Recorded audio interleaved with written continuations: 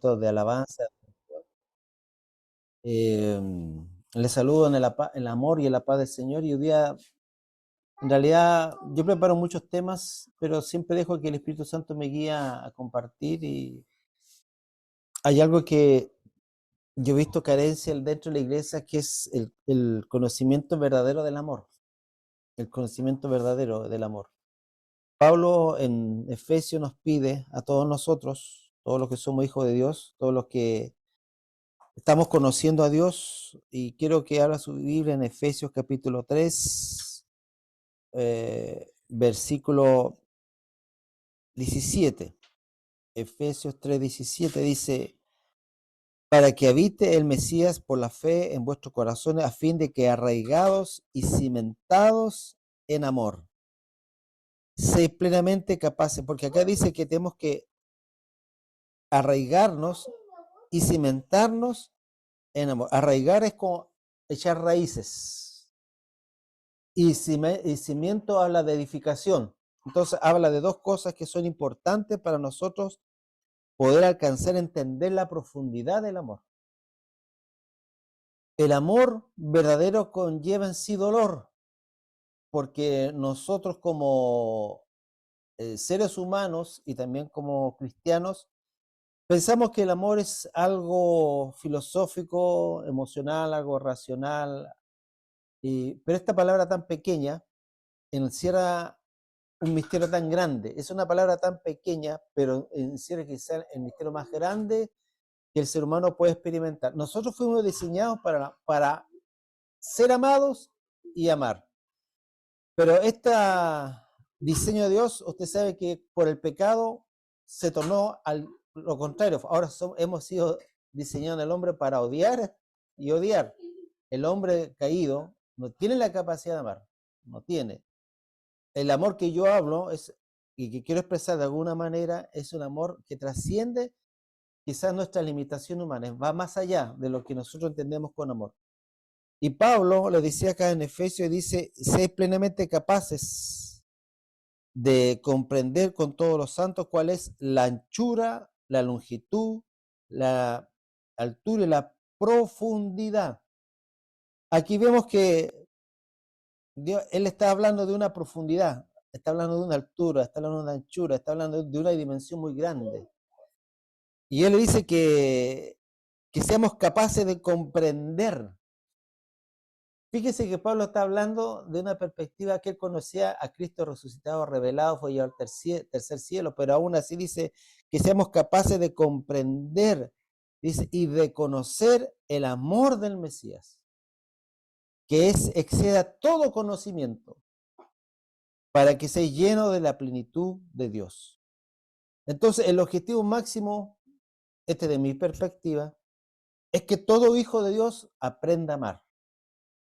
Y para que aprendamos a amar, Dios va a usar cosas difíciles para que nuestro amor sea verdadero, sea limpio, sea puro, sea realmente igual a Él.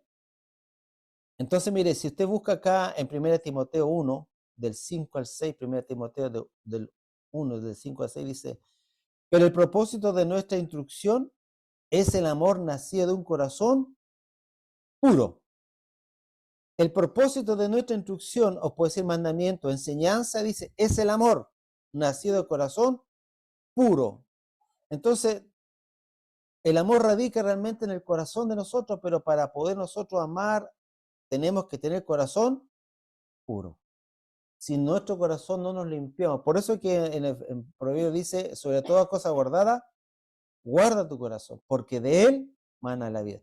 Si nuestro corazón no está puro, no vamos a poder alcanzar amar como Dios ama. Y yo he experimentado el amor, hermanos, en los momentos de dolor, de traición. He podido superar, gracias al Señor, la traición, eh, la desilusión y todo lo que te viene en Sion.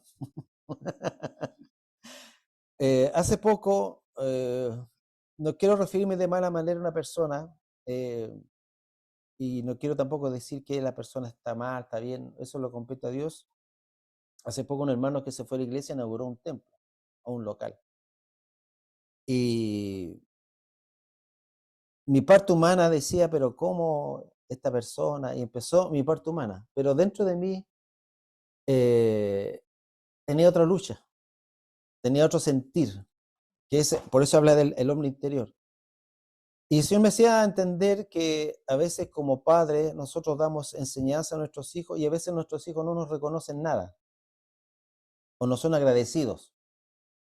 Entonces Dios me daba a entender que yo debía proceder como un padre o un hijo, aunque el padre no te reconociera nada y aunque el hijo se haya portado mal, tú tenías que igual bendecirlo. Entonces, ¿qué es lo que hice yo? Le mandé un saludo. Y hermanos, cuando yo hice eso, en mí se desató un gozo y una alegría, hermano, y un amor hacia esa persona que realmente puedo ahora decir, estoy aprendiendo a amar como ama Cristo. Realmente hoy yo le puedo decir que he aprendido a amar como amo Cristo. He aprendido a amar a mis enemigos, he aprendido a amar a aquellos que me han traicionado, he aprendido a aquellos que me han dañado, he aprendido a amar a aquellos que me han dejado solo, he aprendido. Por eso digo yo que el amor es una experiencia en momentos muy dolorosa, en momentos no entendemos, en momentos pensamos que la gente solamente nos quiere para hacer los daños, pero en el fondo Dios está trabajando y nos está llevando a amar, nos está llevando realmente a amar con ese amor incondicional. Y yo creo, hermanos, de alguna manera que la gente compleja que tenemos a nuestro alrededor es para nuestro bien, es para perfeccionarnos en el amor. Porque dígame ¿usted no es complejo para con Dios? Sí. O sea, si Dios tiene tanta paciencia, si Dios me da tantas oportunidades, si Dios me aguanta mi carácter, si Dios aguanta mi flojera, si Dios aguanta tantas cosas, ¿por qué yo no puedo soportar a aquellas personas que de alguna manera me ofenden, me dañan, no reconocen? Hace poco un hermano decía, pastor, pero es que yo doy y nadie me da. Y nadie se preocupa por mí y nadie me dice cómo estoy. Entonces yo dije, hijo, que tú tienes que aprender a amar como Dios ama.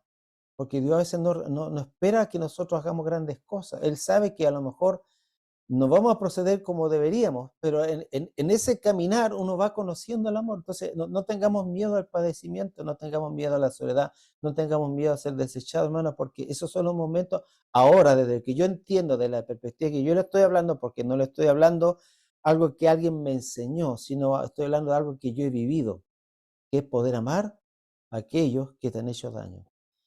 Y me acuerdo que en el culto del domingo pasado solté bendición sobre todas las personas, y yo le puedo decir sinceramente, en mi corazón no hay una pizca de resentimiento, ni de odio, ni rencor, ni de nada hacia ellos. Al contrario, si pudiera le haría el bien.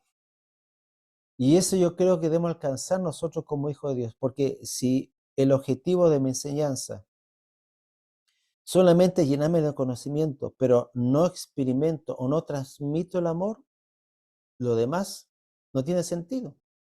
La Biblia dice en 1 Corintios 13 que el amor dice que si entendiera todos los misterios, y habla de revelación, ¿cierto? Y hoy día la gente quiere buscar todos los misterios habidos por haber, y ahora se inventan hasta algunos misterios que ni siquiera están, pero lo inventan para conocer el misterio, no sé, si el arcángel Miguel es rubio, es barro, no sé, un montón de cosas. Pero leamos lo que dice en Corintios para que usted y yo anhelemos amar como Cristo realmente ama. En 1 Corintios 13 dice, si yo hablase lengua humana y angélica y no tengo amor, vengo a ser como bronce que resuena o metal que retiñe, o sea, algo que mete un ruido pero que no sirve para nada, no expresa un afecto, un cariño. Si tuviese profecía y entendiese todos los misterios y toda la ciencia y tuviera toda la fe de manera que removiera las montañas y no tuviera amor, nada soy. O sea, aquí habla de cosas que uno anhela y que obviamente son legítimamente uno puede anhelar conocer a Dios, tener la fe, pero si en la fe no está vinculada al amor, no sirve. Mire, acá en Gálatas 5:14, porque toda ley en una palabra se cumple. Amarás a tu prójimo como a ti mismo. Y dice en Gálatas también que el cumplimiento de la ley es el amor. Le voy a pedir a mis hermanos que busquen ese versículo en Gálatas. El objetivo, hermano, de toda la enseñanza, de todo lo que hacemos, es que usted y yo podamos amar, porque si usted no ama, usted puede tener un hermoso llamado, usted puede tener hermosos dones, puede tener, quizás estar en una iglesia renovada, pero no. Acá, perdón, en Gálatas 5:6 dice, porque en Jesús el Mesías ni la circuncisión vale algo ni la incircuncisión, sino la fe que obra por el amor. La fe que obra por el amor. O sea, que el sustento de la fe podríamos decir que es el amor, porque cuando amamos, hermano, realmente creemos. Cuando yo amo a Dios, yo creo que Él me va a restaurar, que Él me va a levantar. Cuando yo creo, yo puedo amar a Dios. Hay tres cosas que se vinculan: fe, amor y obediencia. Estas tres cosas trabajan conjuntamente. Fe, amor y obediencia. Usted no puede amar lo que no conoce, no puede amar lo que no conoce, ni puede obedecer a aquello que no ama. Por eso es importante conocer a Dios. ¿Y cómo conocemos a Dios, hermano? A través de nuestra experiencia, a través del dolor, a través del fracaso, a través de tantas cosas vamos conociendo a Dios. Dios quiere que aprendamos de una manera vivencial las cosas de Dios. Porque, hermanos, nosotros a veces profesamos unas cosas y en nuestra vida diaria hacemos otras. ¿Cómo es posible que yo en mi mente entienda la verdad y no viva la verdad? Y eso nos puede pasar a nosotros. Yo puedo tener conocimiento de la palabra, pero no vivir de acuerdo a ella. Ahí se provoca una división en nosotros. Entonces, y eso, hermano, tenemos que examinarnos de vez en cuando, porque a veces, hermano, andamos bajo el conocimiento, no, pero no bajo la experiencia. Porque hay un divorcio. Entiendo, pero no hago. Entonces yo eh, pienso, digo, ¿cómo yo puedo hablar lo correcto, pensar lo correcto, pero hacer lo contrario a lo que realmente entiendo? Ese, ese es lo que nosotros debemos unirnos, porque hermano, nosotros tenemos que llegar y aspirar a vivir lo que yo digo, vivir lo que yo creo. Eso da consistencia a nuestra vida, eso da un fundamento. Lo día quizá en las iglesias, porque no quiero generalizar en este punto, en las iglesias pasa eso. Hablamos de Dios, conocemos de Dios, hablo lo correcto, doy enseñanzas correctas, ministro lo correcto, pero en mi vida no refleja lo que realmente yo digo con convicción. Y ahí se provoca ese divorcio que daña mi testimonio, primero que nada en mi casa, segundo en el vecindario, en la sociedad y obviamente en la iglesia. Y eso, hermano, a veces nos cuesta darnos cuenta que estamos a veces caminando en esas dos patitas. Por un lado, hago lo correcto, creo lo correcto, pero no hago lo contrario. Entonces, nosotros tenemos que examinarnos. Si yo, por ejemplo, guardo resentimiento hacia alguien y sé que yo enseño de eso, yo inmediatamente tengo que cuestionarme yo, ¿por qué yo no estoy alcanzando o por qué yo no estoy haciendo lo que digo y lo que enseño? Y ahí tenemos en qué yo estoy fallando. ¿Qué tengo que hacer? Tengo que negar, tengo que hacer ciertas cosas, porque cuando nosotros somos llenos del amor de Dios, inmediatamente nosotros nos guardamos de ofender al prójimo, de dañar a la persona. El amor nos enseña a vivir en nuestro entorno tan tóxico. Yo le pongo caso, cuando yo empecé a manejar, yo nunca pensé que tenía malos pensamientos cuando manejaba, pero cuando empecé a manejar vi varias cosas, hermano, y tenía que estar luchando con ese impulso de decir cosas, de hacer cosas. Incluso una vez me acuerdo que empecé a decir, pero esta niña, esta señora, nunca con insulto por si acaso, pero sí con molestia. Y me acuerdo de esa, la Raquel decía, pero papá, papá no te exalte, pero mire. Entonces, yo entiendo una cosa también, amados hermanos, que ¿cómo usted sabe que tiene mal carácter cuando eres expuesto? ¿Cómo tú sabes cuando tienes problemas con dinero? Cuando a lo mejor tienes mucho dinero. Porque cuando nos exponemos al ambiente, aflorece en nosotros lo que realmente Dios quiere que nosotros desechemos para que podamos aplicar lo que Él ya tiene, lo que ya tenemos en Cristo Jesús. Cuando hay dificultades, por ejemplo, en un matrimonio, florece lo que realmente Dios quiere que cambiemos. Dios quiere realmente que a lo mejor tú mueras. O cuando pasa ciertas situaciones en la iglesia, también aflorece realmente lo que hay dentro de nosotros. Y eso es bueno de alguna manera porque me muestra que todavía hay cosas en mi vida que tienen que ser llevadas a la cruz. Si nosotros viviéramos en un ambiente sano, un ambiente sin ningún problema, en nosotros, hermanos, no se produciría primero ningún cambio, seríamos tal cual. Pero ¿por qué Dios nos somete a tanta cosa, hermanos? Porque esas cosas empiezan a trabajar en nosotros. Yo entiendo ahora sí. Los problemas económicos, los problemas familiares, los problemas de la iglesia, tu debilidad, todas esas cosas, Dios te está trabajando, Dios usa esos medios para trabajar en tu carácter. Y Dios lo está haciendo, y es doloroso, ¿sabes por qué? Porque de nosotros hay mucha carne, hay mucho yo, hay mucho amor propio, y que esas cosas tienen que ir muriendo. Entonces, a medida que yo he caminado y a medida que he pasado cosas, me he dado cuenta que Dios trabaja en esas con personas, con circunstancias, y hace poco un hermano me decía que a él le costaba mucho, y yo le daba este mismo consejo, es que hijo, Dios está trabajando en ti. ¿Cómo tú conoces realmente si amas, si a la primera decepción dejas de seguir al Señor? ¿Cómo tú sabes realmente si ese amor es nacido de un corazón puro o es nacido solamente porque tú lo has escuchado?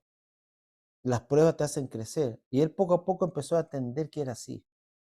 Que el amor de Dios es incondicional, que el amor se entrega, que el amor no espera. Entonces, amados hermanos, el fin de nuestra enseñanza y el objetivo primordial es producir amor a las personas. Porque no sacamos nada, hermanos, con llenarla de conocimiento si no practican el mandamiento, que es el amor. No sacamos nada, hermanos, con llenando conocimiento, no sacamos nada con tener dones, no sacamos nada con tener una hiper mega iglesia o una pequeña iglesia, si no está el amor en eso, produciéndose en nosotros. Porque nosotros estamos llamados a cumplir la ley, no la ley en sí, sino el requerimiento de la ley, que es la justicia. No estamos obligados a observar la ley, sino que estamos obligados a cumplir con la justicia de la ley, o sea, la justicia hecha práctica. Podemos preguntarnos cuál es el justo requerimiento de la ley, y la respuesta es el amor. O sea, el requerimiento de la ley es el amor, porque en el amor se cumple la ley. ¿Cuál ley? La ley perfecta, la ley del amor. Porque cuando usted ama, usted cumple toda la ley, ¿cierto? Usted amando a Dios y amando a su prójimo, usted no necesita guardar días sábados, no tocar el shofar, no se dice todo lo que usted ve a su alrededor. En dos requerimientos, usted cumple toda la ley, pero si usted quiere amar a Dios, Dios va a tener que pasar circunstancias difíciles para provocar un amor verdadero, genuino, un amor de amar más allá de nuestra capacidad humana. Y cuando, hermano, usted ama como Dios ama, usted realmente es dichoso y es libre. Porque esté libre del enojo, de la ira, del rencor, de la decepción, usted es libre, esas cosas ya no lo alcanza, usted vive.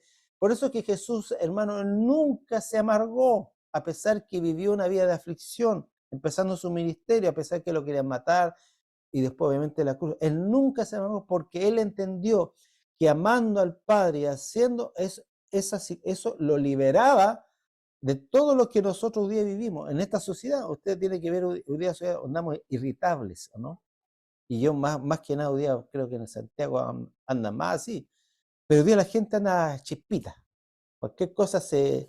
Y una vez se contagia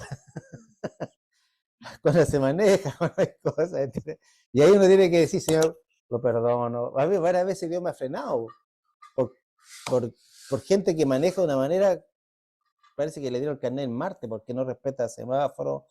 y esto a punto a veces que me choque, que chocar, hace poco un caído me pasó lo mismo, casi me lleva el retrovisor, me dieron ganas de perseguirlo, porque empecé a orar hasta que me pasó la ira. Entonces, tenemos, hermanos, que reflejar realmente el amor. Si mi enseñanza no lleva a la gente al amor, tenemos que cuestionar. Yo tengo que llevar a la gente primero que ame a Dios y a su propio, porque ¿qué es lo que realmente la gente del mundo quiere ver en nosotros? ¿O qué es lo que no ha visto en nosotros como iglesia? Jesús dijo, os améis los unos a los otros, para que el mundo crea. Buscar ese versículo.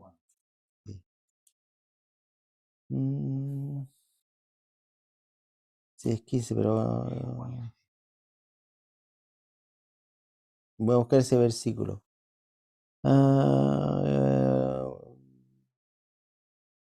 Voy a buscar acá en la San Google.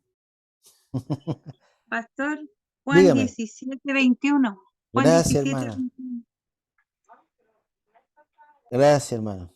Dice, para que todos sean uno, tu Padre en mí, yo en ti, también ellos y nosotros, para que el mundo crea en mí. Pero hay otro versículo, 15, ¿cuánto? ¿Por qué hoy día el mundo no cree en la iglesia? O en las iglesias, o en las congregaciones, porque lo que ve no es lo que ellos dicen. Y hoy día, hermano, hoy día estamos en una crisis política, ¿cierto? ¿Qué es lo que decían estos jóvenes? Y esto, hermano, yo no quiero sacar esto como un tema político, yo lo quiero sacar para que lo examinemos. ¿Qué es lo que decían ellos? Que ellos iban a cambiar la política. ¿Qué dice la iglesia? Nosotros somos la luz y la sal de la tierra, ¿cierto? Lo decimos. Pero ¿qué pasó con los sellos después con estos jóvenes? No eran, o sea, ellos hablaban lo correcto, por eso ponga atención, ellos hablaban lo correcto, pero hacían lo incorrecto, y eso nos pasa a nosotros. Yo quiero ilustrar esto como es algo muy notorio hoy día, que los jóvenes decían algo correcto, algo válido, algo que todo el mundo deseaba, la corrupción, pero no hacían eso. Nosotros a veces somos igual, decimos amar a Dios, decimos amar al hermano, pero en el momento de los que hubo, en el momento que tengo que yo negarme, no lo hacemos. Y eso se llama un divorcio. Me divorcio de lo que digo, lo que hago, y eso quita consistencia en nosotros. Mire, si hay algo que yo debo o que me debe llamar la atención en el mundo musulmán, es que ellos dicen y hacen. En cualquier lugar que ellos están, se postran. ¿Me entiende? Esa es la consistencia ¿por qué avanzan ellos? Porque tienen consistencia. ¿Qué hoy día nos está pasando como iglesia? Nosotros decimos y no hacemos, igual que estos jóvenes. Hablamos de la santidad, no vivimos santidad. Hablamos de pureza, no vivimos una pureza. Hablamos de amar, no amamos. Hablamos de perdonar, no perdonamos. Y hablamos y no hacemos. Hablamos y no hacemos. Y estas cosas a la larga nosotros van provocando una manera de vivir torcida, yo le llamaría incómoda. Porque puedo decir, pero no hacer. Igual, y la paso bien. ¿Me entiende? Yo debo, y esto no es para que usted apunte para el lado, sino que nos apuntemos a nosotros mismos. ¿Qué estoy haciendo realmente con lo que conozco de Dios? ¿Lo estoy aplicando? ¿Lo estoy viviendo? ¿Se está realmente dando un fruto en mí que es el amor? ¿He podido perdonar a aquellos que me han dañado? ¿He podido hacer bien a aquellos que me han ultrajado? ¿Realmente lo estoy haciendo? Porque yo lo que deseo en todos nosotros es que podamos vivir en la libertad del amor. ¿Sabe que el amor te hace libre? Y aparte de hacerte libre, te mantiene sano. Porque se te van los achaques, se te dan la angustia, se te dan las preocupaciones, se te va todo y vives realmente en el reino. ¿Y qué Dios Jesús le prometió a la iglesia? El reino. Pero lamentablemente con todas las cosas que estamos pasando y he visto a muchos hermanos con opresiones, muchos hermanos con preocupaciones, no alcanzan a vivir esto. Y el diablo les roba. Y el diablo te para, y el diablo te estanca, y el diablo no te hace avanzar, ¿me entiendes? Porque obviamente él apunta hacia tu carne, y si tu carne tú no la has crucificado y no has negado, no vas a poder disfrutar estas cosas. Y es penoso para mí, hermanos, ver hermanos con dolores, con aflicciones, y sabiendo que tenemos un Dios tan maravilloso, un Dios que puede cambiar personas, un Dios que puede cambiarte a ti mismo, porque realmente tenemos que empezar primero por nosotros. Dios nos puede cambiar en hacer mejores cristianos, hermanos, si nosotros nos dejamos moldear por Dios. Y le vuelvo a repetir, Dios va a usar circunstancias adversas. Un hermano complicado en la congregación, unos vecinos complejos, una mamá, un tío, un abuelo, va a usar personas complejas, difíciles, donde Dios va a empezar a desarrollar en ti la paciencia y el amor. Estas cosas se desarrollan así, no se desarrollan solamente de una manera teórica, sino práctica. Entonces, cuando venga el problema, venga la circunstancia, tenemos que cumplir lo que dice acá. ¿Encontraste el texto? Ya, Juan 13, 36, ganado por cerquita por ahí. Juan 13, del 34 al 35. Un mandamiento nuevo os doy, que os améis los unos a los otros, como yo os he amado, también os améis los unos a los otros. Ahora dice, un nuevo mandamiento. ¿Y a qué se refiere esto? Porque este amó, no como de amor de prójimo, sino un amor sacrificial, mucho más grande.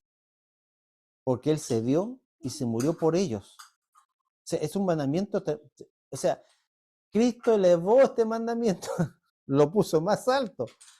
Porque cuando tú amas a tu prójimo, te amas a ti mismo, pero aquí cuando Cristo nos amó en delitos y en pecados. Así nos amó Dios. Lo dice acá en Efesios, y también lo dice en Romanos, que Cristo nos amó cuando éramos enemigos. Sí, Romanos 5. Así nos amó Dios. Dice acá, Romanos capítulo 5, verso 8, pero Dios demuestra su amor hacia nosotros, en que siendo nosotros aún pecadores, aún enemigos, transgresores, rebeldes, destinados al infierno, Él murió por todos nosotros. Es decir, que cuando Jesús habla en Juan capítulo 13, tenemos que amarnos entre nosotros como Cristo realmente nos amó, de una manera sacrificial. Jesús elevó el estándar del amor. Y en esto conocerán todos que sois mis discípulos, si tenéis amor los unos por los otros. Discípulos es aquel que ama como Cristo ama. Discípulo es aquel que no solamente se congrega ciertos días, hace ciertas cosas y después deja de ser cristiano el día de la semana o cuando va al cine o juega la pelota. Usted es cristiano las 24 horas. No solamente cuando nos congregamos, no solamente cuando ayunamos, porque ahí, hermanos, nos ponemos místicos, no sé, pues espirituales. No, usted las 24 horas es cristiano y usted tiene que manifestar eso. Y eso tiene que ser algo espontáneo, no solamente algo casual. Porque cuando usted va a una congregación, usted viene atendido y los hermanos se abrazan, se besan, ponen carita, termina la congregación, mire, y yo se lo digo por experiencia, no se comunican, no se hablan, no se visitan. Entonces digo, ¿qué está pasando acá? En la congregación nos juntamos y pasa en la iglesia y se forman los grupitos porque tú me caes mal, este me junta con este, porque este es muy chismoso, este aquí. Y eso, hermano, a mí me causa, ¿cómo se puede decir la palabra? Luchas, pensamientos, sí, Señor, ¿cómo no pueden amar a aquel hermano que está alabando al lado tuyo o delante tuyo, o está predicando y en la semana no eres capaz ni de llamarlo, no eres capaz de decir cosas buenas de él, incluso a espaldas de él lo pelas?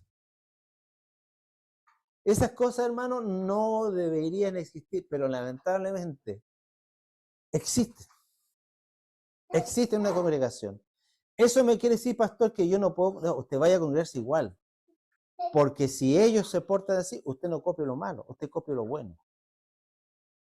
Usted nunca copie las malas costumbres de los hermanos que no están andando de acuerdo a la palabra. Usted tiene que copiar primero que nada, lo que dice la Biblia. ¿Me entiende? Por eso es que Pablo dice, reúnete con gente que invoca a Dios con un corazón puro. Usted tiene que juntarse con gente que van a ser de bendición para usted, no con gente que va a hablar de Pedro, Juan y Diego, de todos los hermanos. Entonces, tenemos que cuidarnos, entonces tenemos que saber que el ser cristiano es demandante, es todo el día. Y por eso que nosotros debemos buscar a Dios todos los días, porque todos los días yo tengo que testificar de Cristo, todos los días. Cuando voy a comprar pan, cuando me corto el pelo, cuando compro un helado, cuando pago los impuestos. Mi vida tiene que ser, como dice Pablo, una carta abierta leída por todos. Pero si yo pienso lo correcto, hablo lo correcto, pero hago lo incorrecto, es una incongruencia. Son como dos caminos. Y eso la gente lo observa, eso la gente lo ve. Y ese es el testimonio que de alguna manera las iglesias evangélicas tenemos para afuera. Yo me acuerdo una vez que fuimos como 8 pastores a la intendencia en Antofagasta a hacer un proyecto, no me acuerdo qué es lo que era. En ese tiempo había una mujer que ahora es diputada o senadora, no me acuerdo, y estábamos nosotros tratando de, de llegar a la autoridad para que nos dieran la posibilidad de trabajar en los colegios, no me acuerdo qué proyecto era. Y esta persona que habló con nosotros nos dijo, mire, eh, yo lo que veo de afuera es que usted está muy dividido, dijo. Nos dijo a todos los 8 pastores y los 8 pastores hermanos hicimos así. Nos quedamos callados. Nadie pudo refutar lo que esta diputada, que no era cristiana, veía. Y eso, hermano, no debe haber, no debe existir eso, pero lamentablemente lo hay. Pero si lo hay en otra iglesia, por lo menos que mi comunidad, que mi vida no sea así.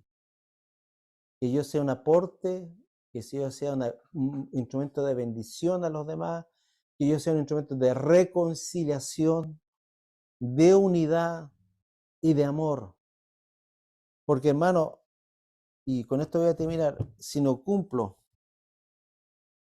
lo que dice en 1 Timoteo 1, del 5 al 6, porque el propósito de toda enseñanza es el amor nacido del corazón puro, de una buena conciencia y de una fe sincera. Pues algunos desviándose de estas cosas se han apartado hacia una vana palabrería. Y hermano, en el punto evangélico hablamos mucho, hermano, y hacemos poco. Se tiene que procurarse de hacer lo que usted dice. Eso da consistencia a su vida, eso da carácter a su vida, eso da testimonio, primero que nada a usted, que usted está actuando conforme al corazón de Dios. Y va usted a ser de bendición a los demás. Y la gente va a ver realmente que Dios es veraz. Que usted es un buen, ¿cómo le puedo decir la palabra? Por ejemplo, cuando yo me compro un teléfono y yo soy un artículo promuevo algo y digo, esto es capaz de leer o hacer ciertas cosas, y estoy haciendo una promoción de algo bueno. Y Dios, ¿qué usa? No usa un iPhone, usa tu vida. Usa tu vida. Tú tienes que ser el promotor de un reino en base a tus acciones. Tú tienes que ser un promotor de tu reino en todas tus acciones, en todas. Y yo te digo una cosa, aún las que nadie ve. Porque cuando nadie nos ve, a veces salen cosas que, ay. ¿Cierto? Hay cosas que, bueno, nosotros lo ocultamos a todos. Pero aún ahí, tú tienes que ser testimonio. En lo oculto, en lo que nadie ve. Tú tienes que tener temor de Dios. Así que, hermano, yo te invito en esta mañana a que hagamos una oración. Si nosotros a lo mejor no hemos sido consecuentes por lo que decimos y hacemos, dice que aquel que sabe hacer lo bueno y no lo hace, le es pecado. Mire, quizá el pecado de la iglesia no es que hagamos cosas malas, sino que no hacemos lo que Dios quiere que hagamos. Y lo que Dios quiere que hagamos primero que nada, sobre todas las cosas, amados, es amar. Yo creo que de ahí parte todo. Si la iglesia no entiende, no vive el amor, todo lo demás para mí no tiene sentido. Porque pasamos a ser como una religión católica, con dogmas, con estructura, con influencia, pero la base de todo ese, para mí, esta es una percepción muy personal, es el amor. Y todos estamos llamados a eso, a experimentar, a vivir para que nuestra vida sea plena y podamos ser testimonio de Cristo. Así que voy a pedir que hagamos una pequeña oración Amado Padre, y si usted ha fallado a Dios, pídele perdón a Dios. Dice que Él es nuestro abogado. Dice tu palabra, Señor, que si confesamos nuestros pecados, tú eres fiel y justo para perdonarnos de todo pecado y toda maldad.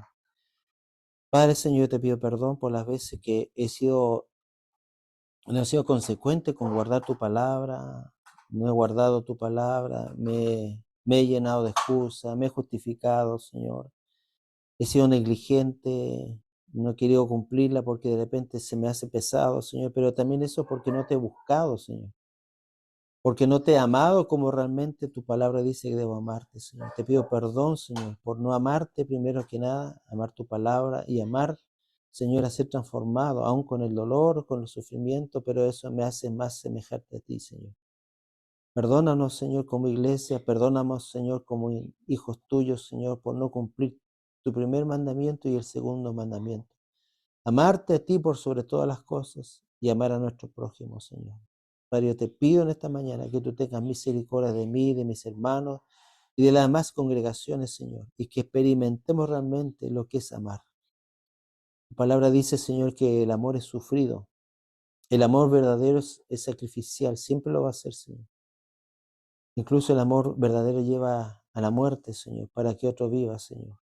Enséñanos a amar como tú amas, Señor, y poder ser libres del egoísmo, Señor, que llevamos permanentemente a nosotros, siempre buscando nuestros deseos, Señor, y no el deseo tuyo, Señor. Enséñanos a vivir para ti, Señor, porque sé que esto nos traerá gozo y alegría y paz. Y seremos, Señor, testimonio a mucha gente, Señor, que vive alrededor de nosotros, Señor. Gracias, Padre, por tu palabra. Gracias una vez más porque has tenido misericordia de todos nosotros, Señor. En el nombre de Jesús. Amén y amén. Amén. Shalom. Amén. Me saco aquí, ¿no?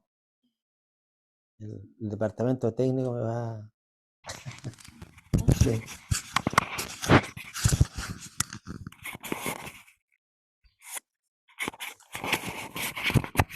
Amén. Amén, hermanos. Aquí. No, si estamos súper tecnológicos. Esto es gracias al Franco en parte, porque él nos enseñó a conectar la cámara así. Qué bueno. Ahí estamos. Un curso hermano Franco con ayuda. Así que eso, amado, ahora pueden encender su micrófono, nos pueden insultar si quieren. Dios te bendiga, Cristina, que el Señor guarde tu manejo, te guarde, te cuide. Hermana, cierre los ojos, eleve las manos, alabe al Señor.